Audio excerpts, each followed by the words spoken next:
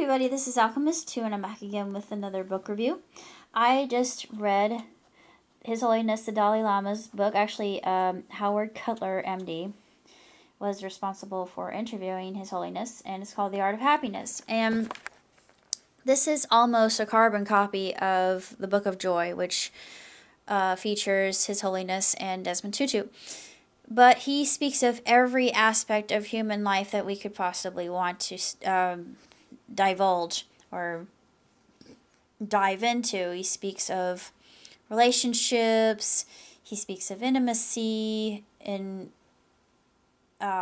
context of that. He speaks of anger, loneliness, just any topic that you would be interested in concerning the human condition. Tenzin Gyatso discusses it. And it's also a very small book, but it's one that I would definitely keep in my library due to the fact that it's just full of information and it's extremely wise and thoughtful and profound. He talks about, like I said before, and I've mentioned this many times in reading the books that I've read, and they've all been very helpful in reinforcing my contentment. But he speaks about happiness in and of itself, and that you have to start loving yourself, because a lot of us deal with insecurities, and it could stem from just outside force. I think mine did, because when I was growing up, it never came from my parents, because mom and dad always supported me in everything I did.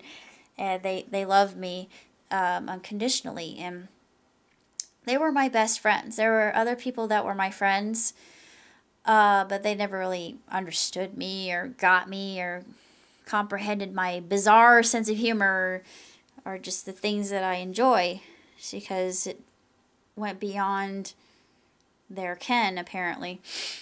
And I always felt like I didn't belong, like I was unusual, like I was some kind of outcast, and people thought I was weird. I was voted most unique in high school, but I consider it a compliment rather than a snide remark or an insult. But over time, I found that loving myself has become more easy. And that just comes from experience. It comes from just having some people take advantage of you because they think you're kind and you're compassionate, and you got to be a little bit assertive and in essence with that, because people take being gentle as a weakness, and kindness should never be considered that. Kindness moves mountains, and my grandmother always said, kill them with kindness, and it's a very Irish thing to say. But in doing so, you'll heap coals on their heads, as the Bible says. I always thought that. I thought, yeah, that disciple probably had a little bit of Irish descent somewhere, and I don't know where it came through, but yeah, it just is a very, very Irish thing to say. But, anyways, this book is absolutely sensational, and it gives one pause in reading through it, and you realize just how thoughtful and forthright and honest that His Holiness is. And he returns to compassion as the essence for which everything revolves, upon which everything revolves, I should say, the axis. And it makes sense, because one thing that we lack is compassion. Another thing is attention. And we need time to just sit down, relax, and meditate, because a lot of us are very run ragged due to that. And I find just being out in nature, I recharge my battery so easily just being amongst God's creatures and feeling the wind in my hair and being at one with water and just kind of lazing about and just seeing the clouds roll by in the sky. It's perfect and everything is in harmony. And I feel peaceful. There's no other explanation for it. I feel the same way when I'm at church too with my family or my extended family. But I've learned quite a bit. I still get a little bit kind of a twang of pain when people ask me if I have children, but I don't really feel it so much as I used to. I used to think, oh, I'm not sizing up to everybody else's expectation of me. But it's just like with Paulo's book. You can't put expectations on yourself that other people place on you. That just makes you more stressed. It delivers more cortisol into your system.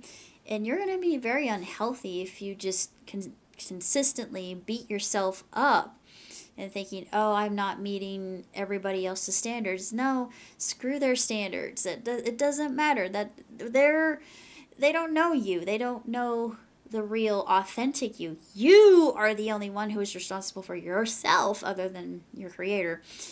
You have to start from within and, like Gandhi said, be the change that you wish to see enacted upon the world. And there's so much truth to that. You just begin within. I like that. Begin within. And it is a very inspiring book. It's very enlightening, and I read a lot of it, and I think I'm starting to understand. I don't yet grasp it entirely, but it's a lifetime of learning. The whole point of going through life is learning. And the more you learn, the more you grow, the more you evolve, you become better. And you can inspire other people around you if you're lucky enough. And I happened to do that today. I did my good deed. I was just talking to a random, I would never do this. 5 years ago, I don't really engage in conversation with people unless people engage in conversation with me. But I couldn't help it. She started talking about Freemasonry, and it's in my blood. And at one point in time, I wanted to be an Eastern Star, and I still might actually try being an Eastern Star, even though both of my grandparents are deceased. My grandfather on my dad's side was a 32nd degree, and my grandfather on my mother's side was a 33rd degree Mason.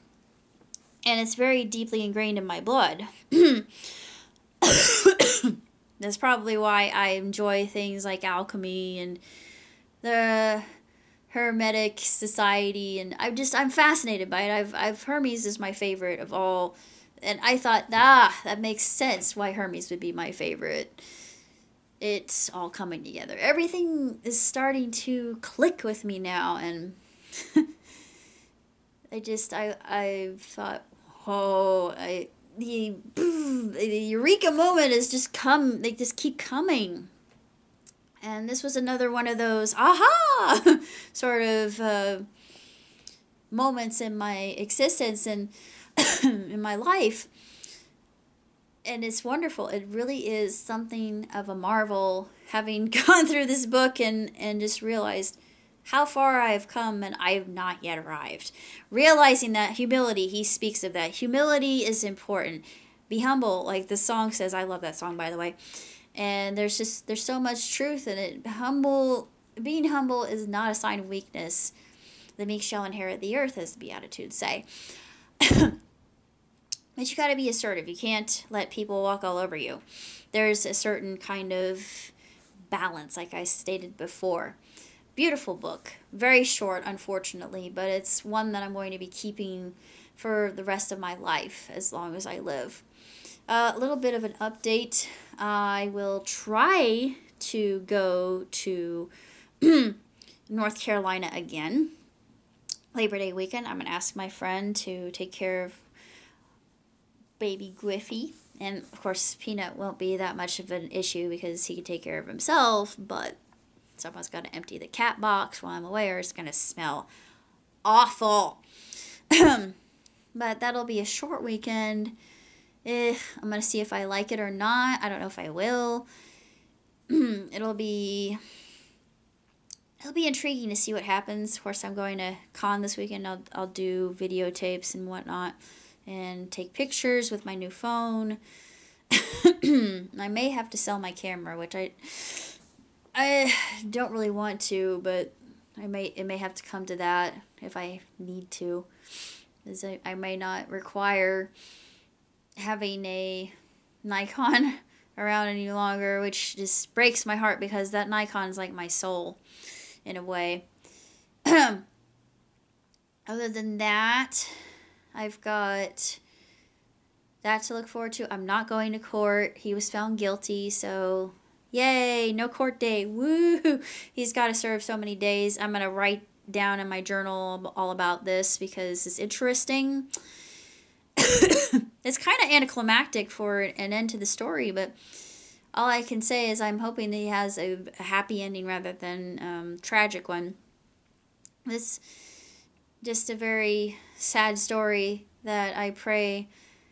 I'm just I have nothing but confidence, and I know it sounds strange coming from me. A lot of people don't understand where I'm coming from, but I feel that there's still good within him. I feel like every human being has their innate powers for good because the conscience is there for that reason. We have the ability to steer us right or wrong.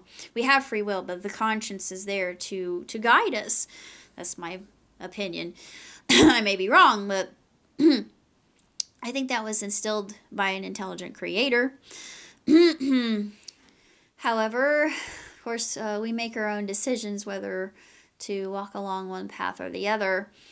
And he's got that conscience, and it's still there. And I know for a fact that he knows what he did was wrong because he admits to it. He admitted he was guilty. And if he knew what he had done was, if he didn't admit to it, I would have thought, well, why?